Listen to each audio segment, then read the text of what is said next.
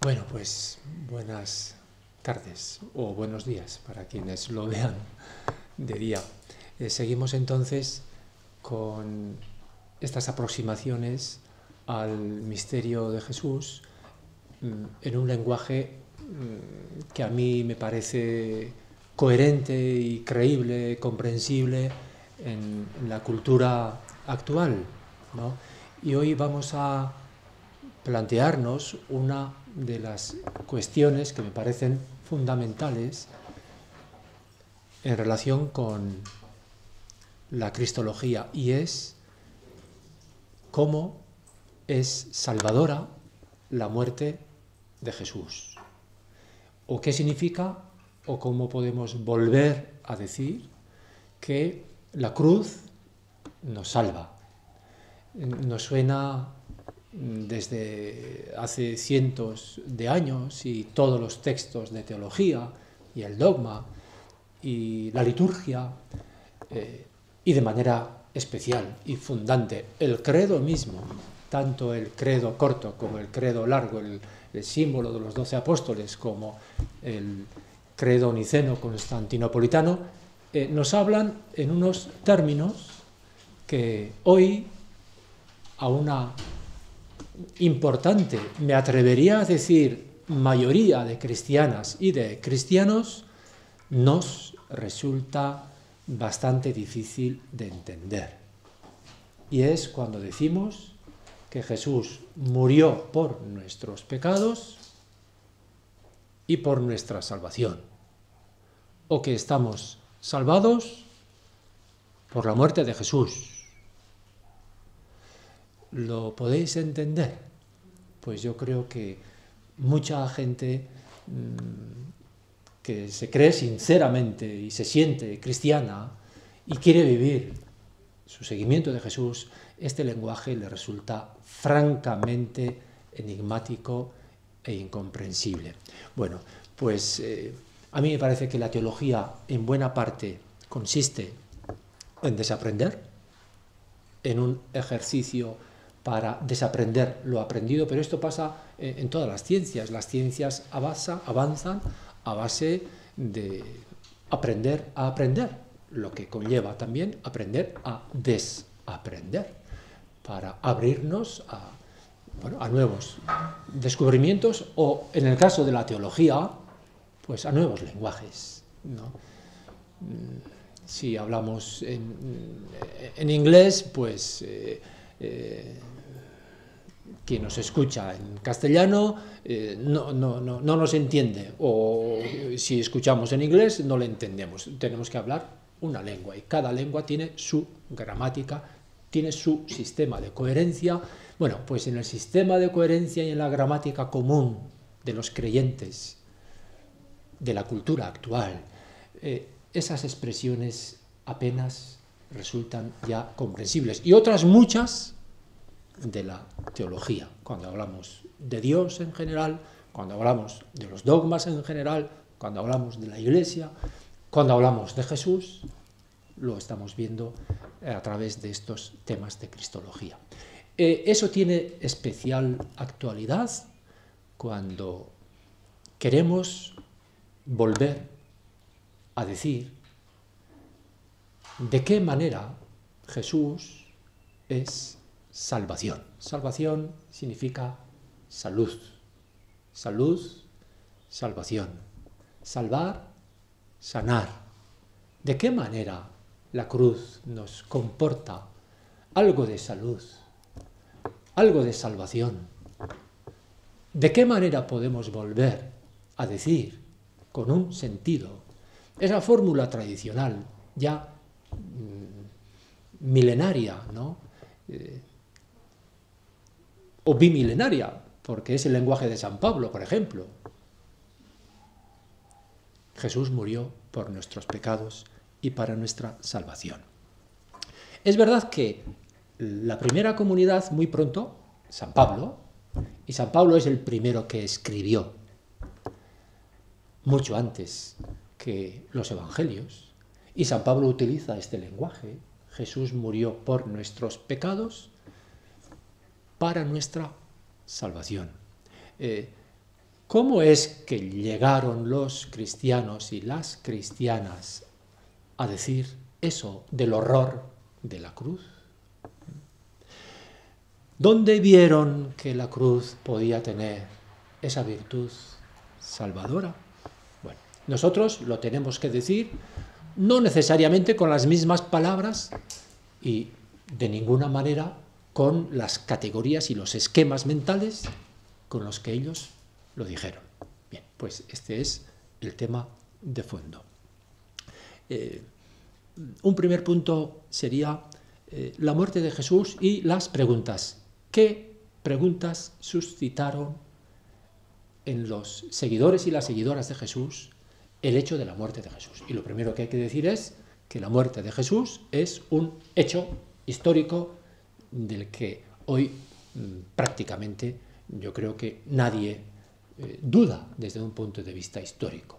El dato más cierto, seguramente, el dato o la fecha más cierta de toda la cronología de Jesús es la fecha de su muerte, no el día y el mes exacto. Hay quienes se aventuran incluso el 3 de abril, tal, el año con mucha probabilidad, que en fin, los calendarios han ido cambiando tanto, y del calendario juliano al calendario gregoriano, etcétera. Bueno, también hay interrogantes, pero bueno, el año 30 de nuestra era es el año que suelen dar los especialistas como la fecha o el año más fiable que tenemos de toda la biografía y cronología de Jesús. Ya dijimos en su momento que el año del nacimiento de Jesús es mucho más inseguro y desconocido, más o menos entre el 4 y el 6 antes de nuestra era, como decíamos, pero la fecha de la muerte es probablemente, es en todo caso la fecha más segura, el año 30 de nuestra era. ¿Por qué? Pues porque en ese año coincidió la Pascua de Jesús, no, la Pascua judía, en un viernes, y consta que, y eso parece un dato histórico, que Jesús murió un viernes por la tarde. Y que he dicho que la Pascua judía coincidió con un viernes, no, quería decir coincidió con un sábado, pero la fiesta empezaba de víspera y aquel viernes en que Jesús murió, los judíos celebraban el comienzo de la Pascua con la cena pascual. De modo que el año 30 parece que coincidió la Pascua un sábado y que por lo tanto celebraban los judíos la cena pascual un viernes, y sabemos que Jesús, y eso parece histórico, murió un viernes. Lo dicen los sinópticos, lo dicen San Juan. Bueno, Jesús murió es un dato histórico. Que la muerte fue un hecho traumático para los seguidores y las seguidoras de Jesús es un hecho también indudable. Y es un hecho indudable que se formularon fundamentalmente dos preguntas ante la muerte de Jesús. Primera pregunta: si es el Mesías, ¿cómo es que ha muerto? ¿Cómo es que ha muerto sin haber llegado a realizar del todo lo que se esperaba del Mesías, que era la liberación? Mesías es liberador, ¿no? La esperanza mesiánica es la esperanza de la liberación integral. Jesús murió sin haber realizado esa liberación integral, ¿no? Si es el Mesías, ¿cómo es que ha muerto? Y si ha muerto, ¿cómo es que es Mesías? Si no ha realizado lo que se esperaba del Mesías. De modo que, si era el Mesías, no debía haber muerto. Si ha muerto sin haber realizado las esperanzas, es que no puede ser el Mesías. ¿Qué hicieron? Tuvieron que mirar más al fondo. La mirada al fondo, más allá de la superficie de nuestras convicciones, de nuestras convenciones, de nuestras ideas. Nuestra mirada es muy superficial. Tuvieron que mirar más al fondo en la cruz de Jesús. Tuvieron que mirar más al fondo en la vida de Jesús. Si mirásemos más al fondo, veríamos en todo el todo. Esto es importante. Si mirásemos el fondo de la realidad, en cada hoja, en cada hierbecilla, en cada árbol que reverdece en primavera, como ahora, en cada pájaro que vuela, en nosotros mismos, en los ojos de un pobre que clama, veríamos la presencia del infinito, de la comunión, del que es, de la que es, de lo que es, del misterio que hace ser, de Dios, de la ternura más poderosa que todo, si supiéramos mirar. Bueno, pues yo creo que la muerte de Jesús obligó a los cristianos y cristianas de la primitiva comunidad a mirar más al fondo. Y en particular a mirar más al fondo y a leer de otra manera sus escrituras sagradas, lo que llamamos el Antiguo Testamento. Mirando más de cerca dijeron, vive o está en Dios. Luego vive, porque Dios es la vida. Y mirando más de cerca, más al fondo, se dijeron también, esa muerte, aparentemente un fracaso, es un fracaso, sin duda. Pero más al fondo, esa muerte es salvación, es sanación, es salud, es vida. Más al fondo, esa muerte es Pascua. Vamos a detenernos en esta segunda intuición o confesión ligada a la mirada profunda, a la cruz de Jesús, pero más allá, a la vida de Jesús en su conjunto y a su mensaje en su integridad. Segundo punto, releyeron las Escrituras en busca de pistas para expresar eso que intuyen, mirando a Jesús crucificado, o para descubrir lo que la mirada profunda pueda revelar en ese Jesús crucificado. ¿A qué recurrieron los cristianos y las cristianas de la primera comunidad? Pues, sobre todo, a las Escrituras, lo que nosotros llamamos el Antiguo Testamento. Las Escrituras son, para ellos, la gramática fundamental de su confesión o de su lenguaje para decir la fe en Jesús. Ahí buscaron categorías e imágenes que les permita superar esa perplejidad y ese trauma que supone para ellas, para ellos, la muerte de Jesús. Esa contradicción entre la confesión del Mesías y la evidencia de la muerte. En el Antiguo Testamento encontraron imágenes, personajes, categorías que les permitieron expresar su fe en Jesús, más allá de ese dilema, si es el Mesías, no podía morir, si ha muerto, no puede ser el Mesías. ¿Y qué encontraron en el Antiguo Testamento? En lo que nosotros llamamos Antiguo Testamento, es un lenguaje cristiano este.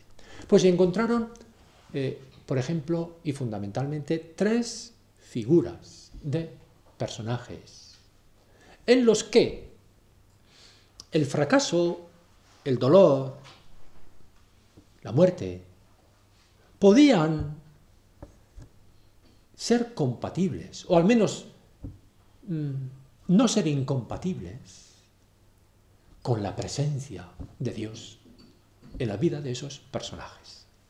Estas tres figuras son la figura del justo sufriente, la figura del mártir, el profeta mártir de los últimos tiempos, y la figura del siervo del Señor, del siervo de Dios, del profeta Isaías. Una palabra sobre cada una de estas figuras que explotaron los seguidores y seguidoras de Jesús para poder decir su fe en Jesús como Mesías, a pesar de la muerte o incluso por la muerte. En primer lugar, el justo sufriente.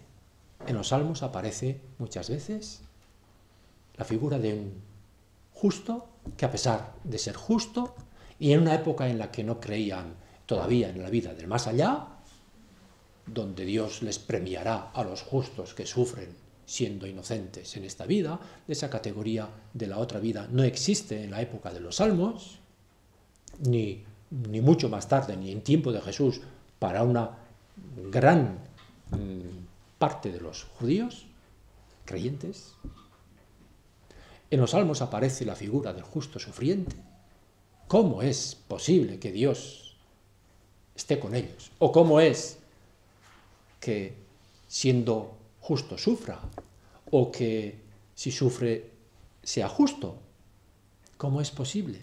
Los Salmos hablan del justo que sufre. Dios está de su lado. Dios está del lado del justo que sufre.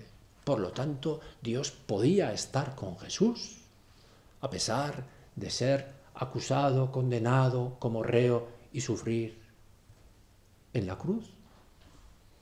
Primera imagen que le sirvió para redescubrir, para mirar de otra forma a Jesús. Segunda imagen, la del profeta mártir de los últimos tiempos. Esta figura fue crucial, más importante que la primera.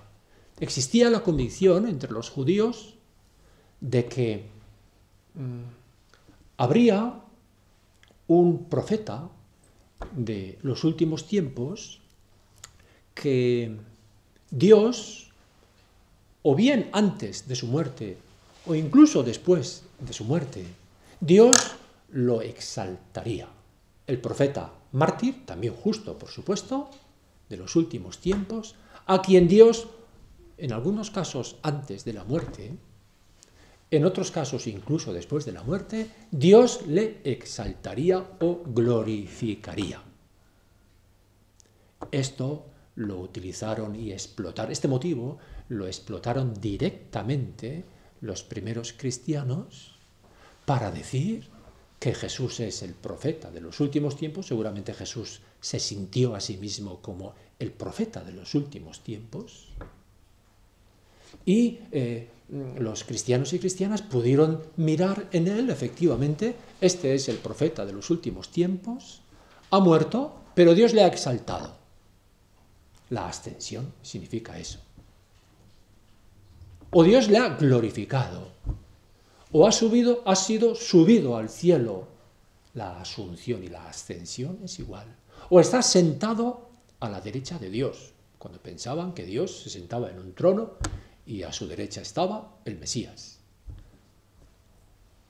Jesús puede ser el Mesías a quien Dios ha exaltado y ahora está en un tiempo intermedio hasta que, llegado el fin del mundo, entonces pensaban que habría un fin del mundo, cosa que nosotros, por ejemplo, tampoco hoy pensamos que pueda haber, o ni se sabe qué será eso del fin del mundo. Entonces pensaban que habría un fin del mundo y que al final del mundo vendría el Mesías, que ese final del mundo estaba muy próximo, era inminente, y que se inauguraría con el retorno de Jesús. Dios había glorificado a Jesús, profeta mártir, Jesús estaba sentado junto a la derecha de Dios y pronto, muy pronto, Pablo pensaba que en su propia vida, otros muchos cristianos y cristianas pensaban igual, muy pronto Dios va a enviarnos de nuevo a Jesús y eso significará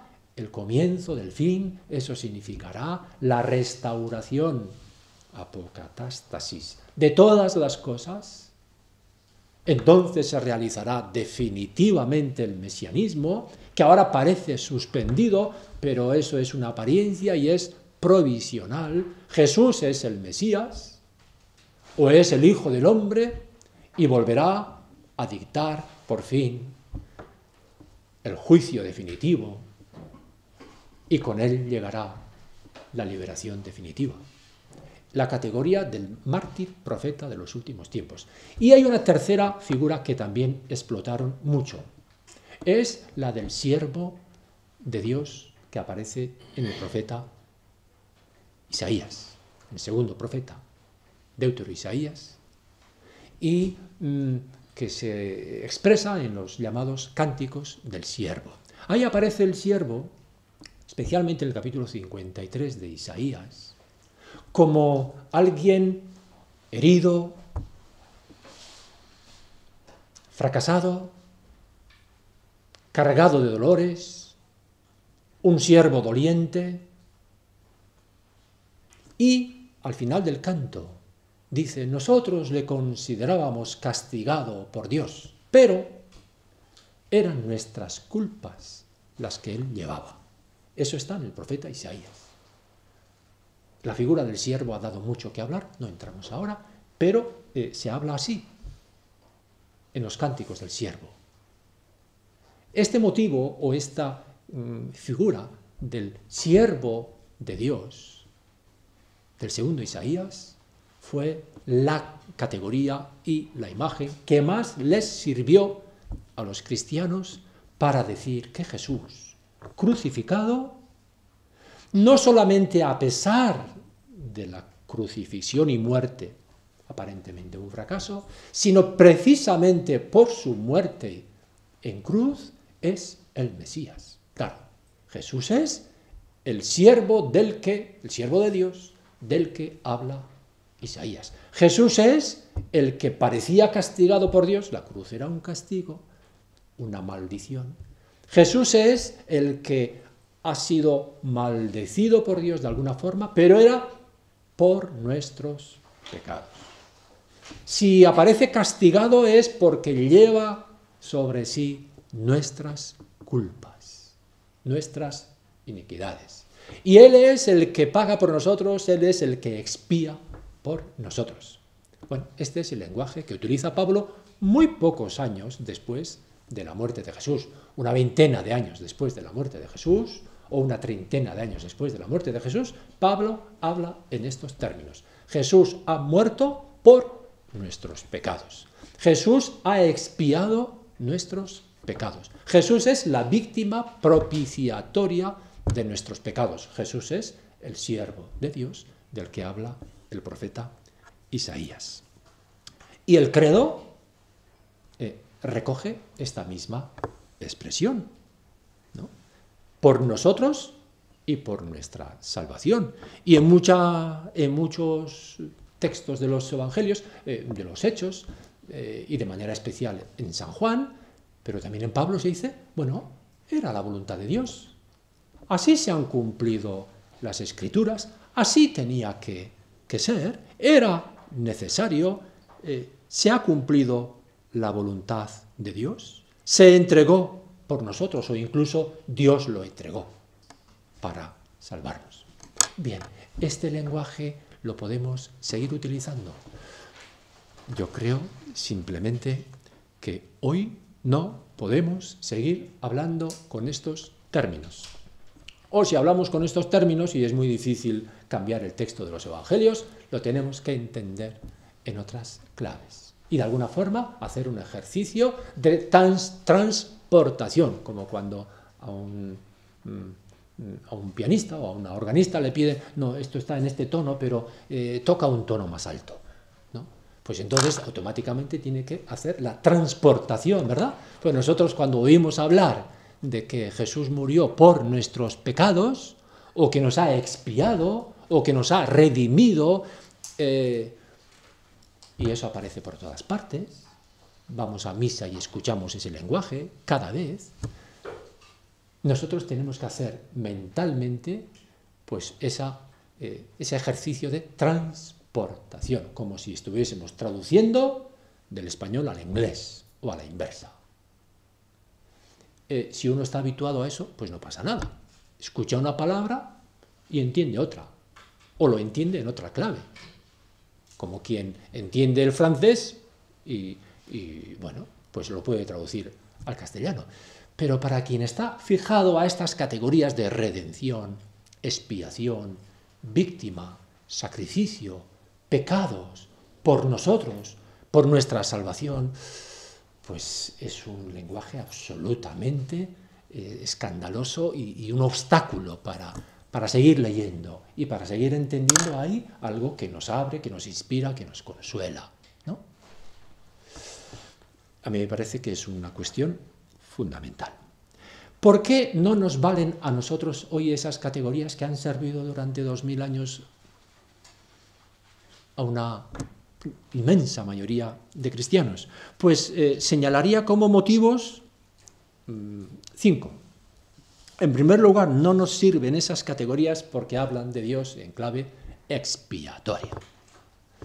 ¿Qué es eso de un Dios que exige que nuestras culpas, aparte de eso, ¿qué es eso de nuestras culpas ante Dios? Nos remite a una imagen de Dios, que es propia de la Edad Media y los señores feudales y los siervos de la gleba, o cualquier siervo, ¿no? No podemos imaginar de esta manera a Dios, no podemos imaginar a Dios exigiendo expiación, un personaje supremo ofendido que exige expiación. El misterio de Dios, el misterio de la vida, el fondo creador de la realidad, Dios, no puede ser eso. ¿No? Entenebrecen la imagen de Dios más que revelan. Y entenebrecen también, por tanto, la muerte de Jesús o la comprensibilidad de la muerte de Jesús. En segundo lugar, ese lenguaje nos resulta hoy inaceptable, pues porque exacerban la culpa, hacen de nosotros seres culpables, en el registro de la culpa, ¿no? Ofensa a Dios, culpa, castigo, expiación.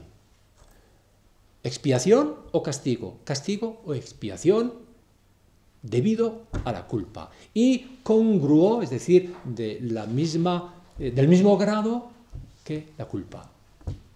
En la Edad Media, en el régimen feudal, pues si alguien ofendía a un señor feudal, tenía que pagar de acuerdo al grado o la gravedad de su ofensa. Ese esquema lo aplicaron a Dios y a la relación humana con Dios. Dios es como un señor feudal que reside en su castillo. Aunque después se diga que resida en el alma, sí, es un señor feudal que se ofende mucho.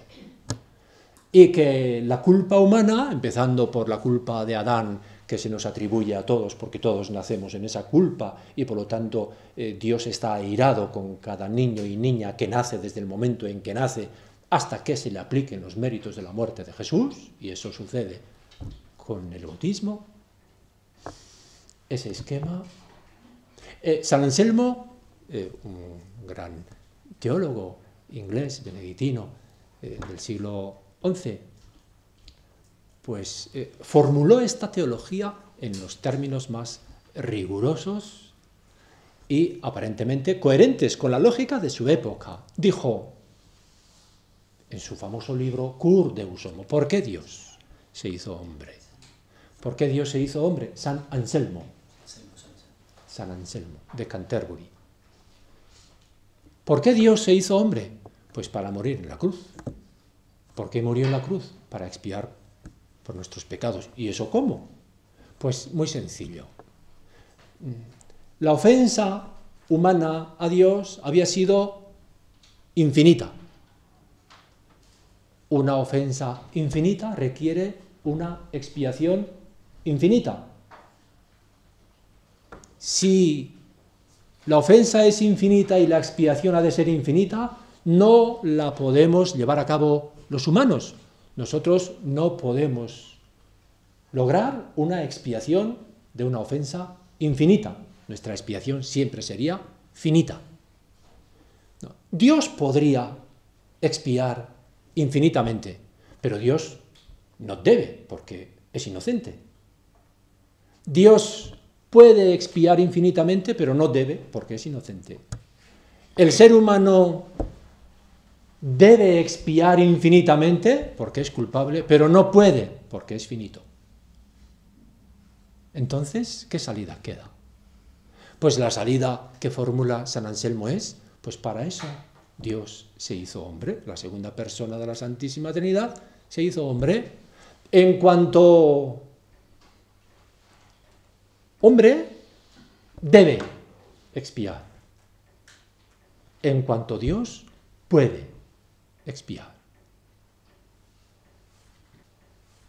Cristo, hombre, Dios, debe y puede ofrecer a Dios la expiación infinita requerida por Dios. Bueno, no sigamos, porque ya nos damos cuenta que esto es insensato hablar en estos términos, ¿verdad? Además, eso de hablar de nuestra relación con Dios en términos de culpa y de perdón. Dios no tiene nada que perdonar. Como dijo tan expresiva y bella e insistentemente Juliana de Norwich, ¿no? No tiene nada que perdonar. Perdona los pequeños seres humanos que se ofenden por cualquier cosa, aunque nos parezca grande. Bueno, tercera razón por la que ese lenguaje nos resulta hoy difícil de asumir es que olvida totalmente la historia. En la cuestión del tema de la muerte de Jesús, de la cruz, se olvida la historia. Es curioso que en el credo de la vida de Jesús no se diga nada, sino que nació y murió. Nació de Santa María Virgen, padeció bajo el poder de Poncio Pilato. Salta del nacimiento a la muerte. ¿Y no hizo nada más entre el nacimiento y la muerte, Jesús? ¿O eso es irrelevante? ¿La vida de Jesús es irrelevante? Y sin tener en cuenta la vida de Jesús, ¿alguien puede entender por qué murió? Claro, en ese caso murió por voluntad divina. Solo porque Dios lo quería. Entonces, haya vivido Jesús de una forma u otra, haya enseñado una cosa u otra, haya optado por los ricos o por los pobres, haya compartido la mesa o excluido de la mesa, haya tenido compasión o haya sido inmisericordia, es igual. Murió. Era divino y murió. Y con eso basta. El credo responde a ese esquema de que lo fundamental en Jesús es que nació y murió. ¿No? Pues bien, la muerte de Jesús es un enigma histórico si no tenemos en cuenta la vida de Jesús. Ahora bien, la historia, igual que la muerte de Jesús es histórica, las razones por las que Jesús murió también son históricas. Y están muy claras.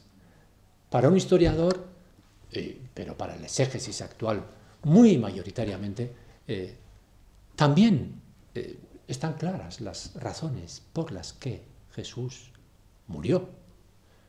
Las razones tienen que ver con su vida. Murió por la forma en que vivió. Murió por el mensaje que anunció, ¿no? El Sanedrín tenía sus razones, o incluso se puede decir, tenía la razón. El Sanedrín fue, esto es histórico Lo dice Flavio Josefo, pero también es histórico. El Sanedrín fue quien tomó la iniciativa de la muerte de Jesús. ¿Por qué? Tenía sus buenas razones. Jesús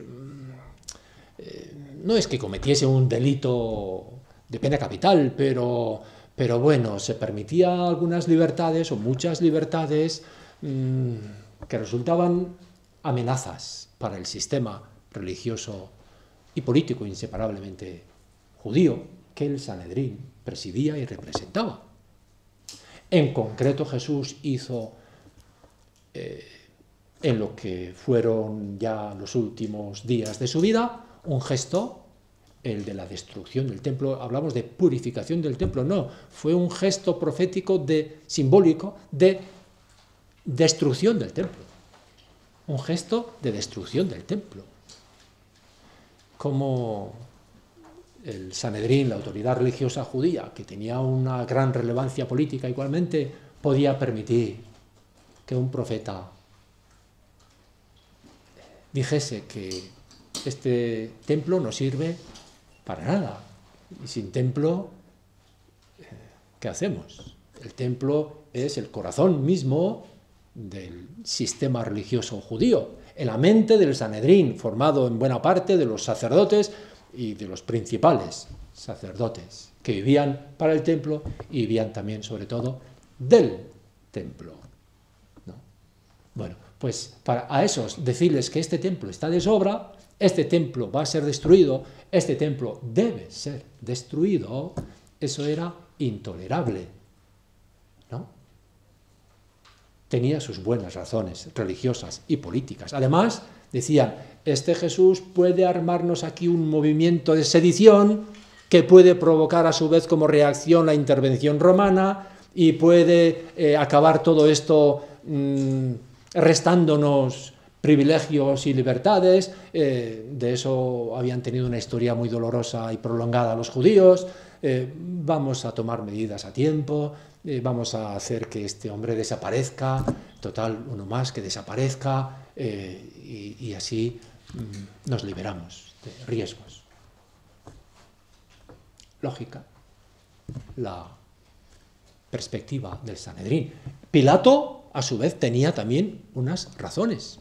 No es que Pilato tomase la iniciativa en la condena de Jesús, pero fue Pilato el que le condenó a la cruz. Solamente él podía hacerlo, y es indudable que Jesús murió en la cruz, y es indudable, y además no podía ser de otra forma, que le condenó a esa pena Pilato, que era el procurador del emperador romano en Judea en aquel momento. ¿Cuáles son las razones de Pilato?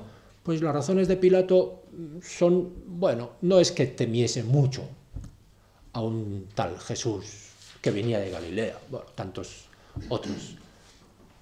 Pero bueno, cierto peligro de que en torno a él se formase un movimiento que acabase eso, trayendo problemas. Otros muchos pequeños levantamientos habían sido conflictivos, un problema. Bueno, pues no pasa nada, aunque le eliminemos. Y además, el Sanedrín se lo pidió. El Sanedrín acudió a Pilato para decirle, oye, este se cree un Mesías, es decir, está negando la autoridad romana aquí y quiere formar, cosa que seguramente, que con certeza no es real, no fue verdad, pero le dijeron, oye, este se cree un Mesías, es decir, un liberador político, y mejor es que le eliminéis. Se lo creyera o no, Pilato dijo, total, uno más que, aunque sea inocente, por uno más que eliminemos, no pasa nada. Además, algún peligro presentía él que podía venirle de Jesús, y le condenó. Y así, además, bueno, quedaba bien con el Sanedrín. Y el pueblo también tenía su buena parte, una parte del pueblo, ¿no? Tenía sus razones para temer, como de todo otro movimiento de sedición, casi siempre habían acabado con la intervención romana, que empeoraba la situación política muy delicada y siempre amenazada de los judíos bajo el Imperio Romano. Entonces también temía que eso acabase mal. Y los habitantes de Jerusalén especialmente. Porque los habitantes de Jerusalén vivían prácticamente del negocio sí, de la economía en torno al templo, ¿no? Todos los peregrinos y todos los impuestos y todo el comercio y todos los servicios en Jerusalén vivían de eso. Si Jesús, este profeta, es enemigo del templo y dice que lo va a destruir, que nos dejen el templo, si no, ¿de qué vivimos? Bueno, entonces también buena parte del pueblo temía, por varios motivos, a Jesús. Entonces, esas son las razones que explican la muerte de Jesús. El esquema tradicional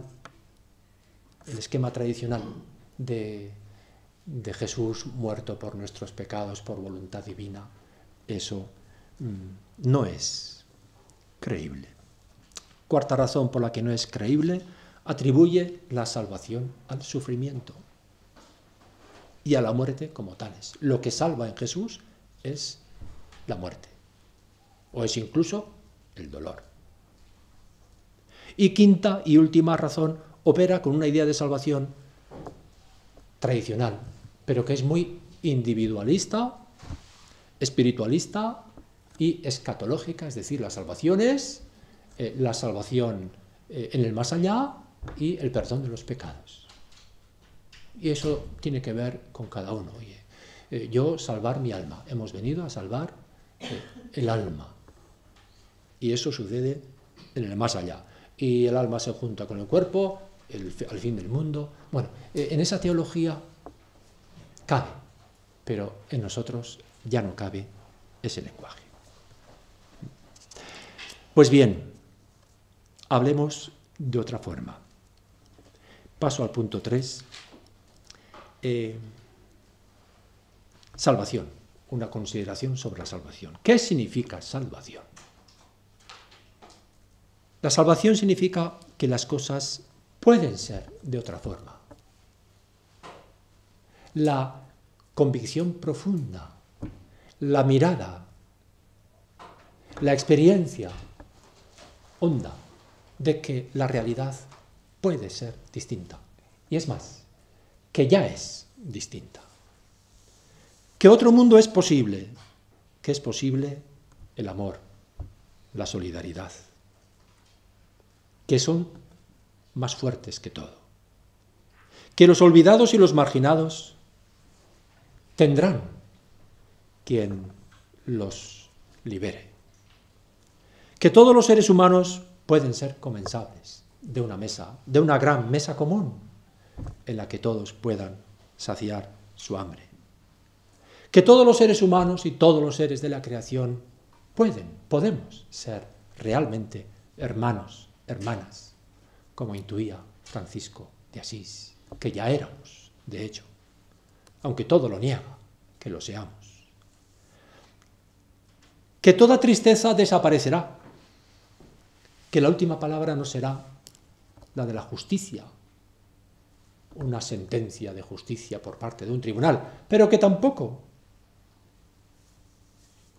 será la injusticia, o no será la injusticia, pero tampoco la justicia, entendida como una sentencia de premio o inocencia para los justos, de condena y castigo para los injustos, sino que la última palabra la tendrá la misericordia. Esa confianza, que estamos salvados, significa que podemos vivir en esa confianza profunda. La confianza profunda en otra humanidad, en otro mundo, en otro planeta.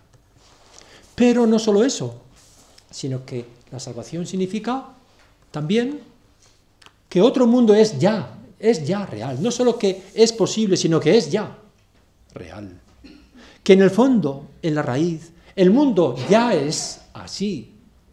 Es fraterno, es comensalía, es solidaridad, es liberación. Es así el mundo ya. No podemos decir que estamos salvados si no somos capaces de decir profundamente, no, a pesar de todo, ya estamos sanos, indemnes, salvados, libres.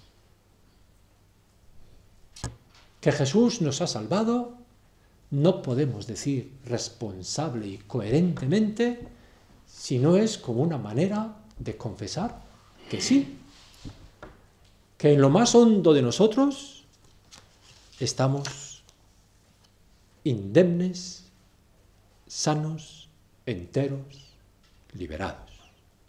Que las cosas han sido distintas en Jesús y eso nos enseña que también en nosotros son distintas. Que la bondad ha sido en Él más fuerte. Que Jesús nos ha enseñado que a pesar de todo, el ser humano puede ser bueno y que de hecho lo es. Jesús nos lo enseña y Jesús lo practica, lo cual es transformador.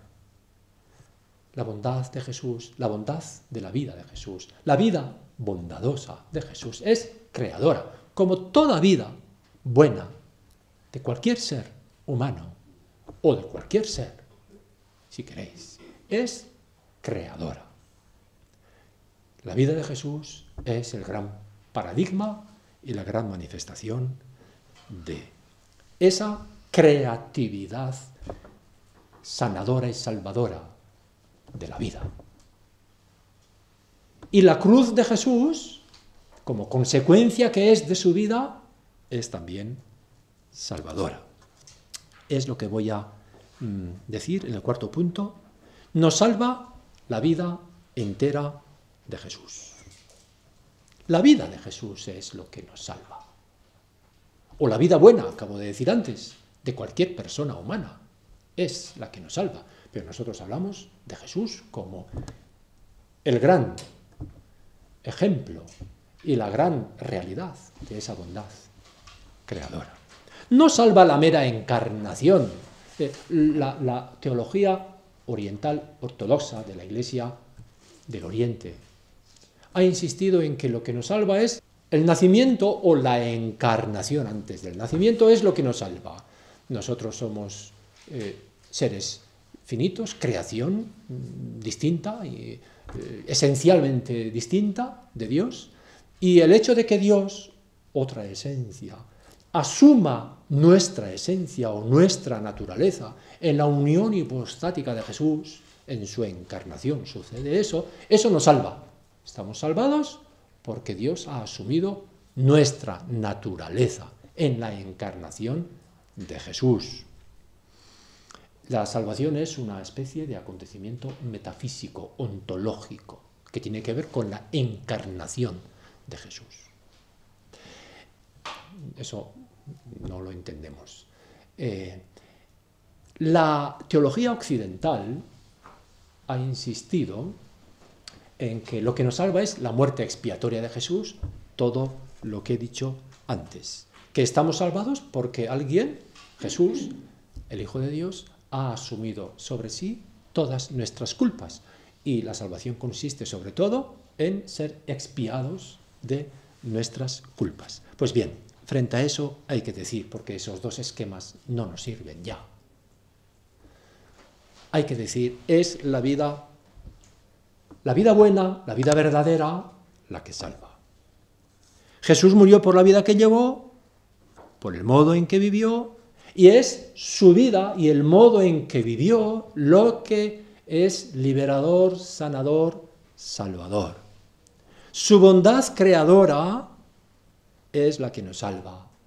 El hecho de que Jesús haya anunciado en sus parábolas consoladoras y provocadoras la buena noticia, el hecho de que haya vivido en esa confianza profunda, a pesar de todo, sin miedo a ninguna amenaza, el hecho de que Jesús haya comprometido su vida por los últimos, de que haya arriesgado su vida, de que haya vivido curando, compartiendo la mesa con los excluidos, anunciando el perdón como gesto de confianza y de proximidad y de compañía, que haya liberado de toda ley religiosa, eso es una vida sana y por lo tanto es una vida sanadora, salvadora. ¿No? Su vida profética es la que nos salva. La vida buena es la que transforma nuestra vida. ¿Cómo decir hoy eso? Porque ya no podemos volver a la categoría expiatoria, sacrificial, que ha servido hasta nuestra época. ¿Cómo decirlo hoy? Pues yo sugiero 3 nuevas categorías que pueden servirnos hoy para decir de manera creíble, coherente, comprensible, lógica con nuestra manera de sentir, de vivir, de entender la vida, la salvación de la que hablamos. Que Jesús nos salva, o que Dios nos salva, o que estamos salvados. ¿Con qué palabras, con qué categorías lo podemos decir? Pues con la categoría de la solidaridad, la categoría de la liberación y la categoría de la paz. La salvación es solidaridad, solidaridad es salvación. La salvación es liberación, la liberación es salvación. La salvación es paz profunda, la paz entre todos los seres. Y la paz del corazón es salvación. Una palabra sobre cada una muy rápidamente. Quinto punto sería, nos salva la solidaridad de Jesús. La solidaridad de Jesús. Jesús fue solidario, del último. Y solidario significa no una solidaridad así abstracta, no. Una solidaridad que da suelo firme a quien carece de suelo, o a quien carece de apoyo, a quien carece de defensor. La solidaridad de Jesús fue salvadora para aquellas personas de quienes se hizo solidario. Y la solidaridad de Jesús sigue siendo no solo como un ejemplo externo, sino como un ejemplo transformador, efectivo. Para nosotros sigue siendo salvadora. La solidaridad de Jesús. También la solidaridad de cualquier persona, de antes o de después, conocida o no. ¿No? Toda solidaridad es salvadora. De modo que la solidaridad con el enfermo, con el afligido, con el hambriento, con el solo, eso es salud, gozo, pan, compañía. Eso es salvación. ¿No? ¿Y eso es Dios? Dios es salud, gozo, pan, compañía, presencia, confianza, ternura. Eso es salvación.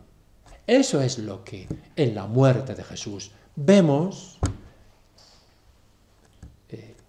como consecuencia fatal de su vida, pero al mismo tiempo como el lugar paradójico en el que se nos revela que la bondad es más fuerte, a pesar de todo. Esa es la lectura que hicieron quienes confesaron a Jesús como Mesías y Liberador.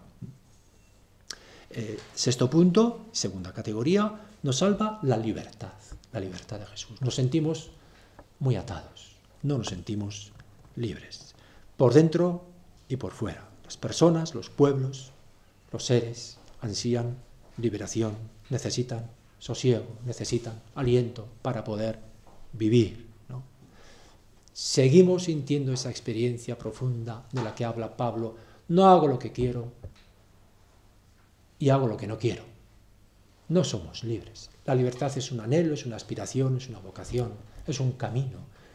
Estamos al inicio. Sentirnos libres y hacer el bien, y no poder hacer el bien, no poder hacer sino el bien. Y eso porque no sale. En eso consiste lo sano, lo salvo, la salvación, ¿no? Y Jesús es el gran sacramento de esa vida, de esa liberación, de esa libertad. Y por eso decimos que nos salva. Y su muerte, a pesar de que muere atado y clavado en una cruz, pues para la mirada profunda, ahí puede revelarse también el poder superior de la bondad, de la liberación, de la libertad. Y eso es Dios. Dios es ese espacio amplio, sin asedio, esa liberación, esa libertad, ¿no? Por eso decimos, en la medida en que lo vivimos o en la medida en que lo intuimos, en el corazón de la realidad, en el corazón de la humanidad desgarrada, del planeta sufriente de hoy, podemos decirlo, es la única forma de confesar a Dios como real, como fondo real de la realidad. En definitiva, eso quería decir la palabra redención. La palabra sacrificio la podemos traducir como solidaridad, y la palabra redención podemos traducirla como liberación. Redimir significa comprar, liberar. Bien, y la paz, séptimo punto, la paz como el nombre de la salvación, la paz de Jesús nos salva, ¿no? La salvación es paz, la paz es salvación. La salvación consiste en vivir en paz, la paz es ese bienestar creativo o esa tensión creativa. No significa pasividad, significa tensión creativa, equilibrada, armoniosa, ¿no? Vivir en paz, no desgarrados por el sentimiento de culpa, no enemigos, no enfrentados, no rivales, no en lucha, ¿no? Con nosotros mismos, con el otro, con la naturaleza, no pueblos enfrentados, enemigos, que es la realidad que vemos, ¿no? Y que tiene nombres propios, y cuyo nombre propio fundamental es el mercado financiero, o la especulación financiera, o la economía financiera. Es el nombre propio de la falta de salvación o de la opresión fundamental que nos aqueja a todos los seres y a todos los pueblos y a toda la naturaleza. Ven, la paz, convivir como hermanos, la paz consigo, la paz con el enemigo, la paz con el que llamamos culpable, paz que nos hace hermanos, paz que hermana felicidad y solidaridad. En eso consiste la salvación, en la plenitud de la armonía de cada ser consigo mismo y con todos los seres. Eso es lo que vemos manifiesto en la vida de Jesús. Ahí se nos revela el misterio de Dios como fondo que habita y palpita en la realidad, en todos los seres. Por eso decimos que estamos salvados a pesar de todo. A pesar o incluso por la muerte en cruz, en el sentido de que la muerte de cruz es la manifestación de hasta dónde Jesús ha sido libre, solidario y hombre de paz. Termino diciendo que el misterio de Dios es el que se nos hace presente en la vida de Jesús y por eso la llamamos salvadora. Dios no salva por decreto, Dios no salva por absolución. Te absuelvo de tus pecados y quedas salvado. El perdón de los pecados, entendido como absolución de una culpa, no tiene que ver con la salud. No, nos hemos confesado durante décadas y décadas, durante siglos y siglos, y cada confesión no hacía sino fortalecer y reforzar el sentimiento de culpa que nos llevaba a la siguiente confesión. Eso es desdibujar totalmente nuestro ser, nuestra relación entre nosotros mismos, nuestra relación con el misterio divino, ¿no? Y la pregunta que muchas veces se formula, sí, pero si Jesús murió, ¿cómo es que Dios pudo permitir eso? Llamamos a Jesús sacramento de Dios, Jesús sano, Jesús santo, Jesús hijo de Dios, en la medida en que vive esa presencia sana, libre, solidaria de Dios, cuando cura, cuando come, cuando cuenta. Pero ¿cómo es posible que haya muerto y que Dios le haya dejado morir? Bueno, esta pregunta no tiene, me parece, sentido, pues porque nos remite a una imagen de un Dios exterior que permite o provoca esa muerte. Y esa imagen de Dios simplemente es increíble, ¿no? Un Dios a quien pudiéramos preguntar, ¿por qué permites que en el mundo haya tanta muerte y tanta miseria y tanta hambre. Aquella pregunta que hizo el Papa Benedicto XVI en Auschwitz, ¿por qué Dios permitió lo que pasó aquí? Si Dios pudiera responder a esa pregunta, sería un Dios absolutamente increíble. No podríamos creer en un Dios que tuviese la respuesta a esa pregunta. Es una pregunta que no tiene sentido porque Dios no es un ser exterior que permite o que provoca los males cuando, por alguna razón que se nos oculta, a Él le parece que debe ser así. ¿De Dios en qué términos hablamos entonces? Bueno, pues hablamos en los términos que hemos dicho hasta ahora, de que en la vida de Jesús y también, paradójicamente, en su muerte aparentemente es un fracaso, en esa muerte incluso vemos que aparece, se manifiesta la bondad, dispuesta a arriesgarlo todo, a perderlo todo, por la solidaridad, por la liberación, por la paz. Y esto sí es salvador, ¿no? Y creemos que quien muere dando todo, vive. Quien muere haciéndose solidario como Jesús, vive y hace vivir. Quien muere, aunque sea clavado en la cruz, por no mirar a nadie como enemigo y por decir, quien te pegue en una mejilla, preséntale en la otra, quien muera por eso, quien muera perdiéndolo todo, gana todo. Porque eso es Dios, el misterio de la bondad creadora que todo lo habita, ¿no? Y esa es la confesión cristiana, en el fondo, que me parece que hoy, pues, debemos poder decir con unos lenguajes distintos a los que han sido los que han predominado durante siglos y todavía pueblan todos los textos que se proclaman en la liturgia y que leemos en las Escrituras. No importa, tenemos que transportar donde escuchemos expiación, sacrificio, culpa, perdón, salvación, tenemos que automáticamente transportar, ¿no? O al menos habilitarnos para ese ejercicio y ejercitarnos ahí. De otra forma no podremos seguir manteniendo nuestra confesión de que estamos salvados, libres, en paz, y que esa es nuestra verdad fundamental y la de todos los seres.